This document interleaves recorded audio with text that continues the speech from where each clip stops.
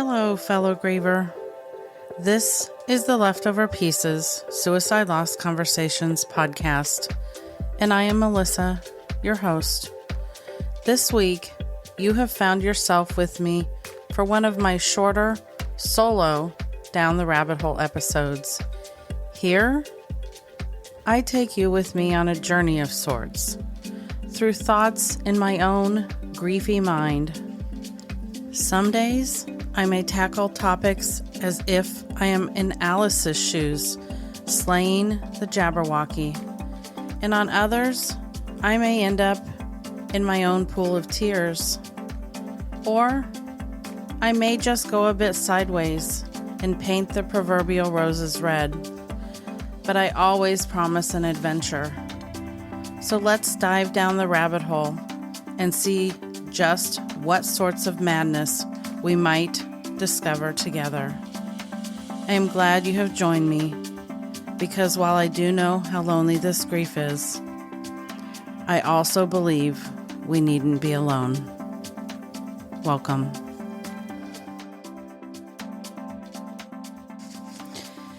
Hello, and welcome, fellow grievers.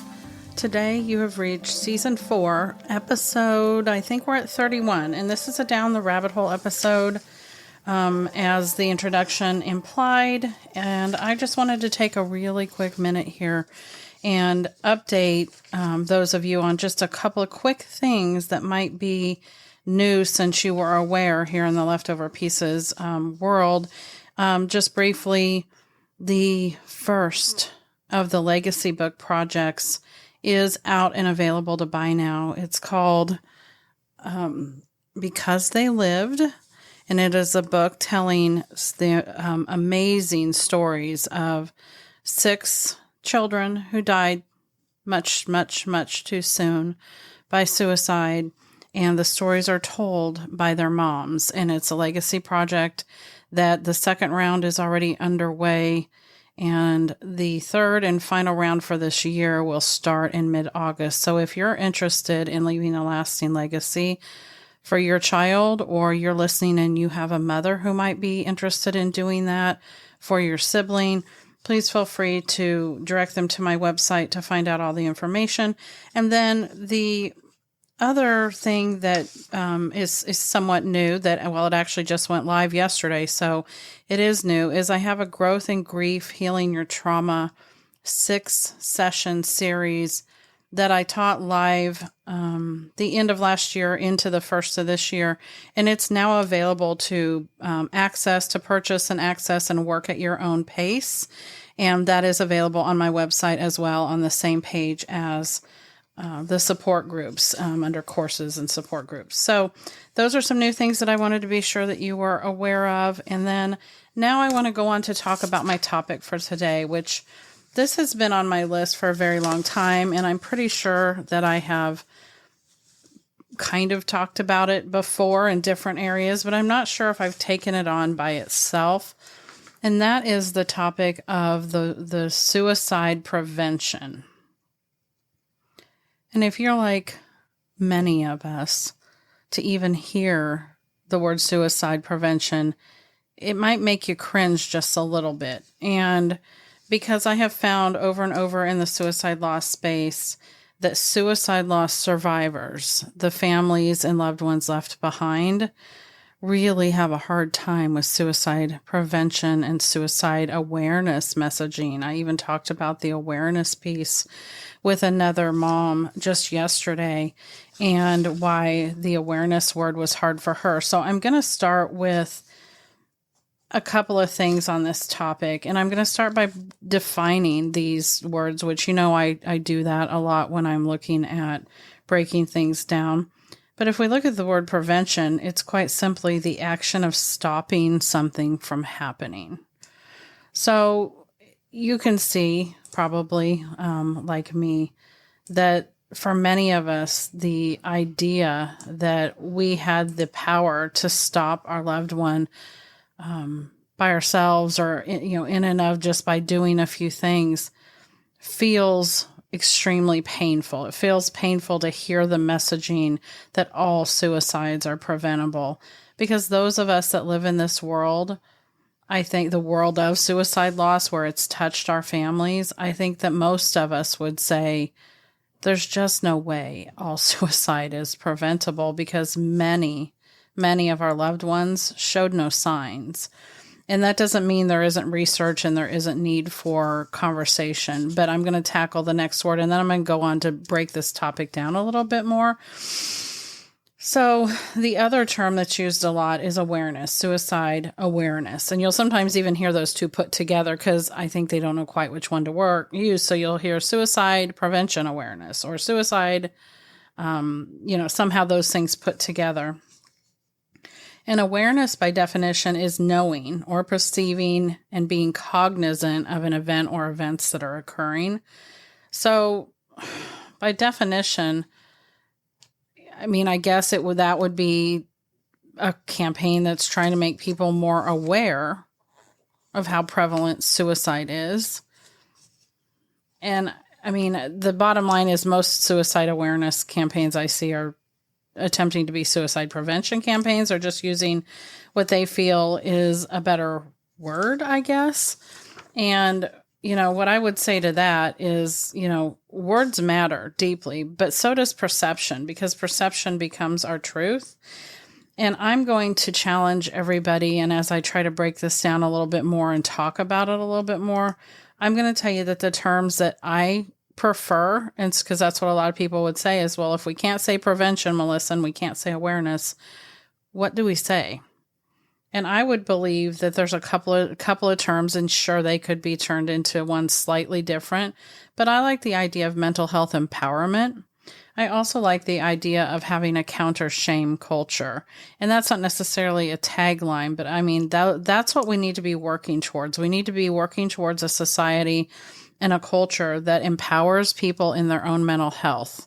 And we also need a culture that is counter shame, so that there is not shame attached to our mental health in any state that exists in, the same as there shouldn't be shame attached to anything with physical ailments. So I think that the focus, in my opinion, needs to be on those two things, breaking down the shame and uplifting the idea of our mental health is important, and empowering people to step forward and speak out and have safe places to go to empower themselves in their own mental health journey.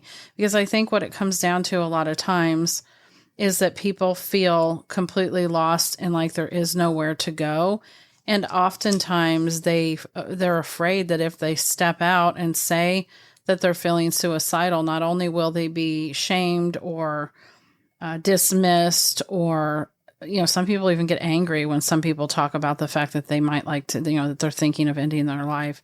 So they're avoiding all of that, the shame and the stigma, but they also are avoiding the fear for like mandated hospitalization and things like that. And I'm not saying there aren't times that that any of us could be in a situation where we should be in a facility for our own safety. But if somebody has the ability to step forward and they feel that they're living in a culture that people are going to embrace the idea of talking about their mental health, and that if it's in a bad space, offering us alternatives to care for that are not shameful, that are empowering, and that feel hopeful, then I feel like those are the steps we have to take. I don't feel like I'm looking at right now, I'm looking at a couple of lists that are put out by a national organization. And I won't name the organization that has these lists out, because none of them are worse than the others. But, like the CDC has things out, NAMI has things out, AFSP does, the National Institute for Mental Health, or NIMH, has things out. So, in looking at this one, it's a printable, downloadable thing. It's warning signs of suicide. The behavior listed below may be some of the signs that someone is thinking about suicide. And it's a chart with a few graphics, and it tells you things to talk about, talks about feelings, it talks about people's behavior changing. And, this doesn't say suicide prevention. It says warning signs of suicide. So in other words, warning signs that somebody may be thinking about suicide. And I think there is a place for messaging like this. Absolutely. We should all be aware of what the warning signs are, so that if there is someone in our life that is talking about wanting to die or having a great amount of guilt or shame at how they're feeling, if they may be feeling sad or depressed, if they feel like they're a burden, if their language is that, if they're expressing feelings of emptiness, hopelessness, no reason to live, right? If they're extremely sad or anxious, or they're quick to anger. I won't go through all the things they have listed, but they also show, changing behaviors such as making a plan and withdrawing and mood swings and getting rid of your things like this. To me, I've seen this kind of list over and over again. And I think it's just as good of a continued messaging to have this kind of thing out as it is to know the warning signs of a stroke or heart attack, to know for people to know basic first aid and CPR and see those charts out. Those, nobody thinks twice about that. So I think that this is good to have as a companion piece in the health industry, because mental health needs to be mainstreamed. But I think these large suicide prevention campaigns sometimes are misguided and can have this CYA checklist of feel to them, to a lot of us that are listening, because we feel like a lot of times that they're just putting this message out to kind of, cover their behind from a liability standpoint. And it really is missing the mark. It's not going deep enough. That's my problem with a lot of the campaigns, is they want to just throw them out once a year, or they want to make a big push, around something that's going on, but it's not getting to the heart of the mental health empowerment and counter shame culture that I think is the bigger piece. And I don't have all the answers. And this is just me, down a rabbit hole talking about this a little bit, because it is something that moms talk about a lot. And so, one of the things I did when I was preparing to do this episode was I thought about making sure I had done my due diligence and at least researching this messaging a little bit from the devil's advocate position. I wanted to challenge myself, because quite honestly, I land on the side that a lot of these prevention things just honestly do make me cringe. Also, they activate guilt and shame in me because of the way they speak, because of the wording. And so I thought, let me just for a minute do a little research and see if, and I didn't spend just a minute. I spent several, and, I spent the better part of an hour or two doing some research and reading a bunch of different articles. And because what I wanted to do was see, is the messaging helping? Is this suicide prevention messaging that's out preventing suicides? Because if it really is working and it's doing its job, then I need to suck it up and not personalize it, right? And that's just me talking plain. You all know that I don't sugarcoat things very well. But if it's helping, if it's really doing its job, then myself, as a sensitive mother who's lost her child to suicide, needs to consider that, if it is. So what I found, and it's not definitive, this is just my podcast with my opinion, but what I found was the strongest effect that they have found so far seems to be in the 25 to 30-year-old range and up. So we'll just say for this case, around the age of 30 to 64. That's how broad the range is. They have shown it to be not as effective for younger and not as effective for older. And so if you fall between 30 and 65, the suicide prevention messaging seems to have shown a downturn in suicide.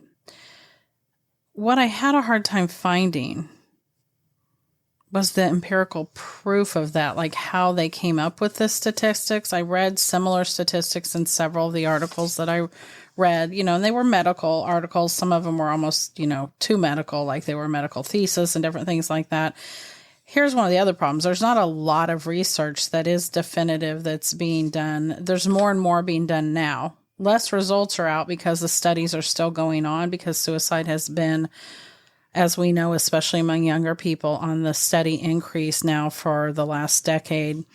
And, maybe the last couple, but we've seen a big upswing in this last decade. And that research is going to probably take longer to come out. And, so I do support anything that promotes conversation around a topic that's stigmatized, because it's just like if we were talking about something hard in any field, the more you're willing to have those conversations and bring knowledge to the table and dialogue about it, the less scary it becomes, and therefore the more mainstream and the less stigmatized and shameful it becomes. So while it's easy to sit in a place to say that suicide prevention messaging needs to go away because it's blaming, I don't want every single messaging to go away, because we need to be more aware of this.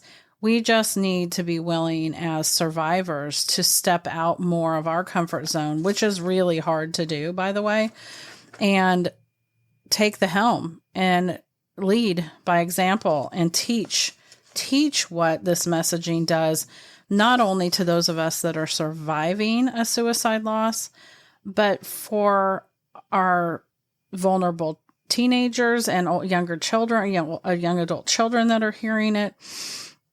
We need to be able to educate from a different side of the fence, because many of these campaigns are headed up by figureheads that have credentials on paper, but don't have any experience, sometimes with traumatic loss at all, probably not with close loss, and most of them not with suicide. They're just, educated clinicians, if you will. And I think bringing the human element to these is sometimes what's missing, and probably a lot of times because do we have a lot of bandwidth as a suicide loss survivor, right? We have to think about that. So it's difficult. Perception matters. Words matter. And I talk about those kind of things a lot. We have to choose our words. There's so many choices of words in the English language that we don't have to stick with harmful messages. We don't have to use harmful language. And, people need to be mentally empowered. They need to feel hope. They need to be able to be help seeking when they need it. And we need a culture that's more resilient and more kind. And I know how that sounds, again, really good words, right, Melissa? But it means we have to do something. And that's hard, right? Because people don't know where to start.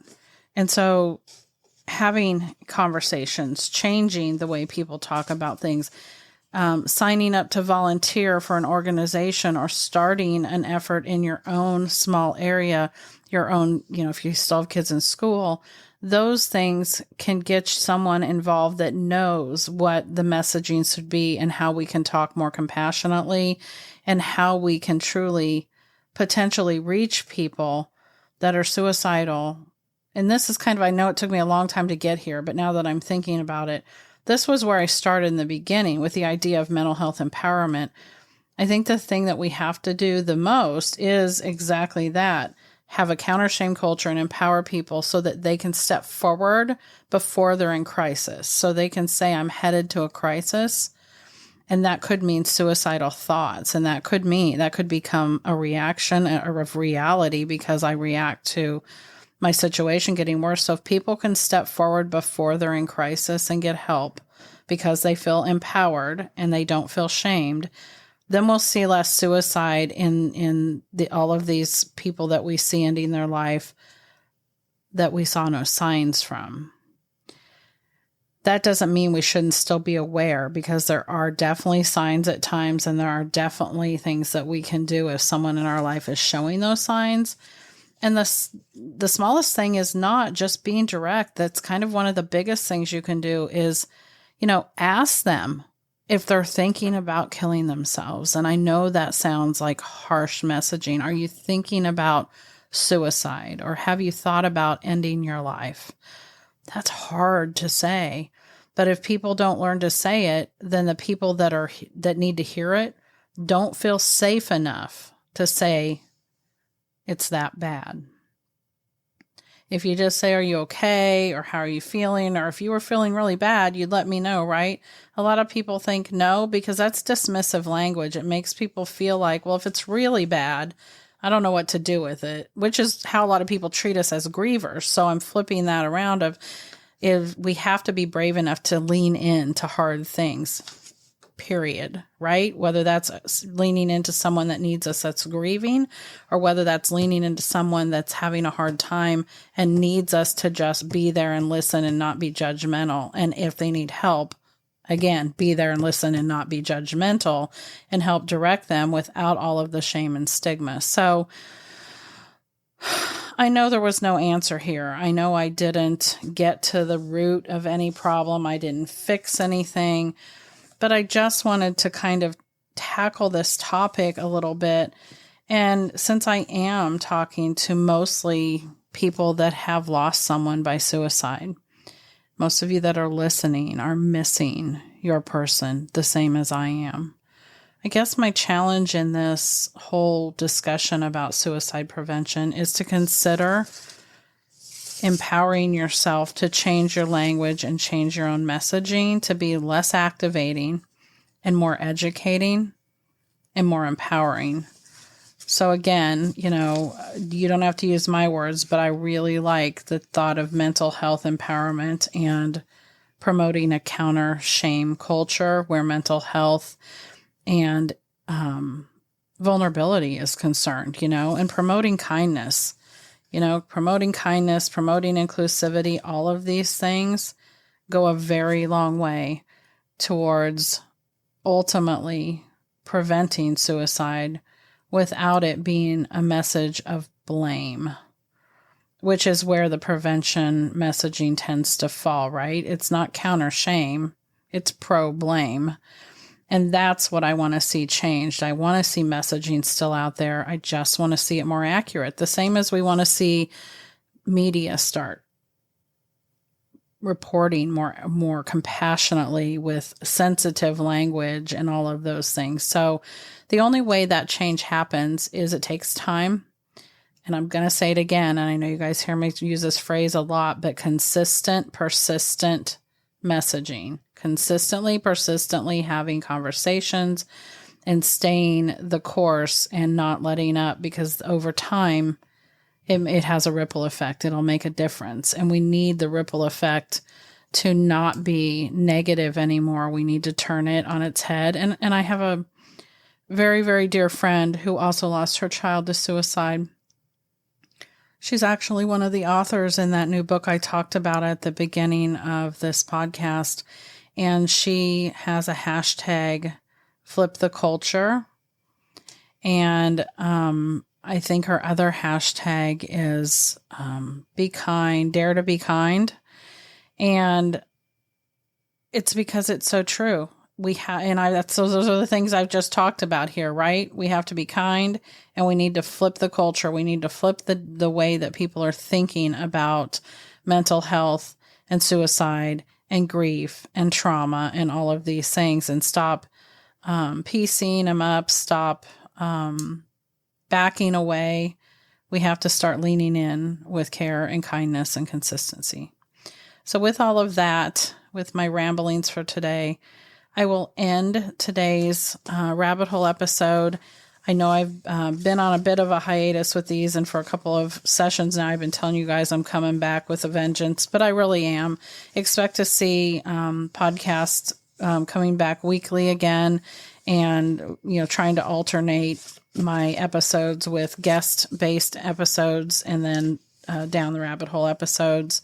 And, it may take another month, but by the time I'm launching season 5 this fall, I expect to be fully back in the swing of every week. In the meantime, you're going to get at least 2 or 3 episodes a month, and I will do my best to get back into the weekly swing of things. There's some exciting, helpful, I hope, and hopeful things on the horizon.